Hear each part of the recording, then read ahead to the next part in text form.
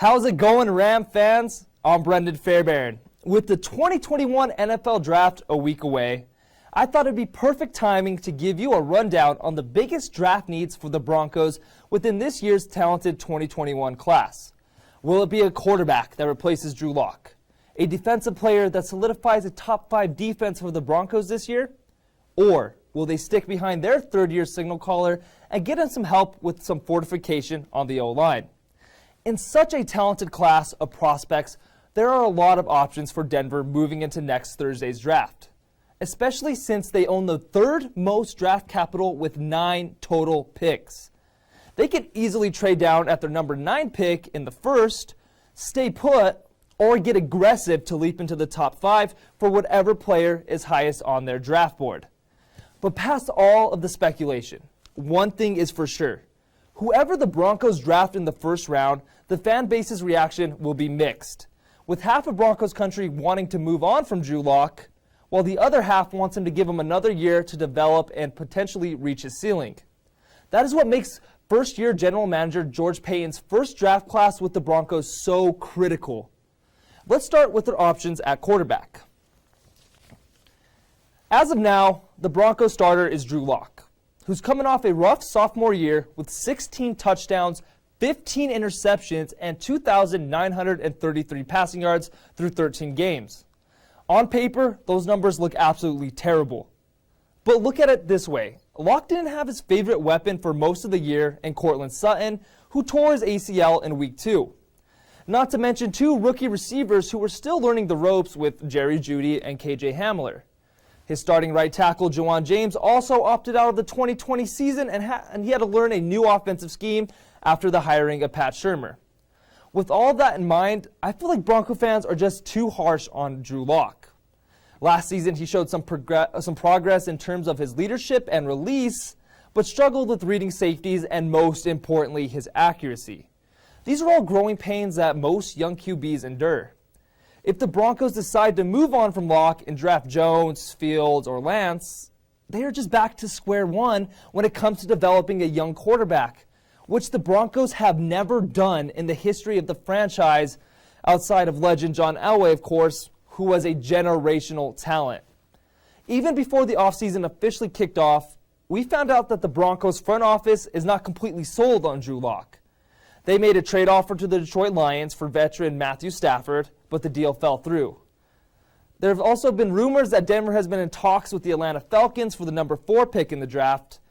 We all know that the only reason the Broncos would give up that much to move up is for a quarterback that they feel can be the franchise guy. We already know the best QB in this draft is Trevor Lawrence out of Clemson. He's an automatic pick for the Jacksonville Jaguars, and it seems that BYU's Zach Wilson is going number 2 to the New York Jets. But the biggest question mark has to be this. Who are the Niners going to draft at number 3 after trading up with the Dolphins? Is it Alabama's Mac Jones? Or Ohio State's Justin Fields?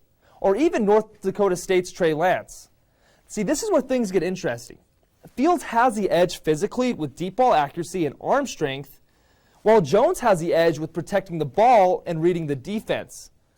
Fields gets a lot of criticism for holding the ball too long and only having one read. While this is somewhat true, he still showed great accuracy with the deep ball and had great pocket presence that you just can't teach.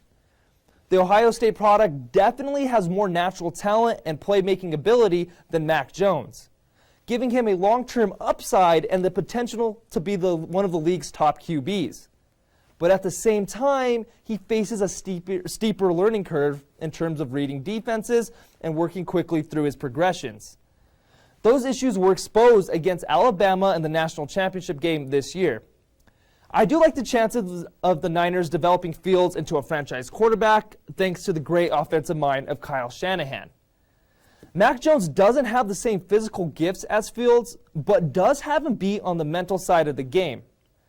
Analysts have Jones projected as more pro-ready than Fields because he can read defenses better and can throw the short ball with tremendous accuracy. He only threw 7 interceptions through his 3 years at Alabama, but wherever he goes, Jones will protect the ball and dissect defenses through the pocket. You know Shanahan loves his pocket passers when it comes to his offense, and because of this, Mac Jones fits the Niners' offensive scheme more than Justin Fields does. This will certainly be a hard choice for Niners GM John Lynch, but remember, whoever he chooses will change the outcome for every other team in need of a signal caller in this year's draft. The Falcons can easily draft a quarterback as well to learn under 14-year veteran Matt Ryan if they don't trade their 4th pick. If the Broncos make the trade with Atlanta and the Niners draft Fields, the Broncos easily might have ruined their future for guys like Mac Jones or Trey Lance. But if San Fran goes with the national champion from Bama, Mac Jones, the Broncos will have found their future project in Justin Fields, who seems to have the highest ceiling out of maybe anyone in this class. If I were general manager George Paton, this is what I would do. You have to stay put and see if Fields falls in your lap just like Jerry Jeudy did last year. Denver shouldn't draft Jones or Trey Lance since they already have a quarterback they are developing. And for me, Lance is too much of a question mark and a raw prospect.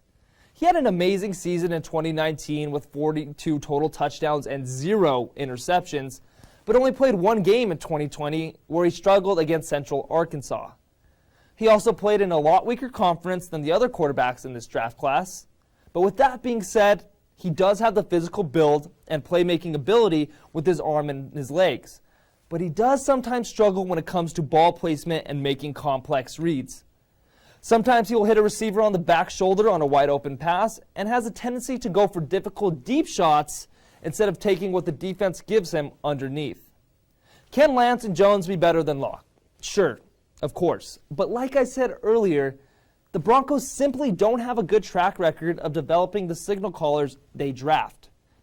I truly believe Fields is the only quarterback worth taking a risk on just because of his intangibles and sky-high potential. Now let's say George Paton stays at number 9 and doesn't draft a quarterback, deciding to go defensive or offensive line instead. 2 names really stick out to me. Linebacker Micah Parsons from Penn State and Northwestern's tackle Rashawn Slater. A lot of draft analysts have the Broncos drafting a cornerback in the 1st round, which isn't the worst idea, but I don't think it's a 1st-round need after adding Fuller and Darby in free agency, and still having Bryce Callahan under contract. Moving on to the other parts of the Denver's defense, at middle linebacker, Alexander Johnson and Jazzy Jewell anchor the middle, which is a really solid duo, but I just think Jewell is just too inconsistent when it comes to his tackling angles, pass coverage, and pass rushing. Putting Micah Parsons with Alexander Johnson would instantly make Vic Fangio's defense better. Just look at the highlights yourself. Parsons is a tremendous athlete who forces turnovers with big hits and explosiveness. He has the ability to develop into a 3-down defender, but he really needs to work on diagnosing play-action plays and keeping his gut instincts at bay, or he likes to overcommit on a play. He has such a fast and physical style of play, meaning he can easily be exposed in coverage and in trick plays. But despite his flaws, I truly believe Fangio can fix Parsons' technique and mold him into a great NFL linebacker. He would benefit a lot with Von Miller and Bradley Chubb taking a lot of weight on the outside and Shelby Harris and Mike Purcell clogging up the middle, allowing him to focus more on tight ends, runs up the middle, and most importantly, playing at his dynamic pace. But now to the offensive side of the ball. The Broncos have a pretty complete unit outside of the most important position, quarterback, and now right tackle. I know they have Jawan James, but he hasn't proved to be worth a single dime of his $51 million contract over the last 2 years. But thankfully, Garrett Bowles finally developed into the left tackle we all wanted him to be over the course of last season. But the right side is still lacking quality competition. If Oregon State's Penei Sewell somehow falls to number 9, you have to take him right away. But unfortunately for Bronco fans, I think he'll go earlier in the draft. But the second best tackle in the draft, Northwestern tackle Rashawn Slater, should be. If Denver is able to land the Evanston product, this will be the first time the Broncos had a complete O-line since 2014, thanks to his massive 315-pound frame and great lateral quickness. He can also play both tackle positions if need be, with 4.8 speed to combine with his impressive size.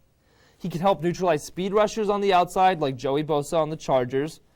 The only negatives I could see for Slater are his shorter arms compared to other tackles. His shorter height, he's only 6'3", and he struggles to put his hands up high to drive defenders back, which gives him a lot less power when blocking. But all these issues can be fixed thanks to the coaching of offensive line coach Mike Munchak, who has worked wonders with guys like Garrett Bowles, Dalton Reisner, and Lloyd Cushenberry. The draft is less than a week away. Here is my final call on what Denver needs to do on draft day.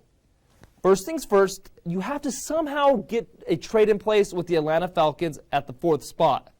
So if the Niners do draft Mac Jones, the Broncos can come in and swoop Fields.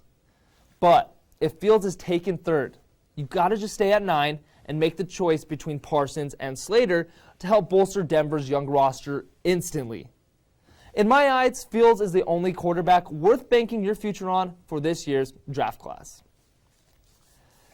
Well, Ram fans, thank you for tuning in to my Broncos draft special. Just like many of you, I cannot wait until draft day, which is one of my favorite days of the year, always filled with surprises and where future greats are made. But tune in next week for my day 1 draft recap to see what I thought about all the selections around the league. Like always, have a great weekend, Rams, and I'll see you soon.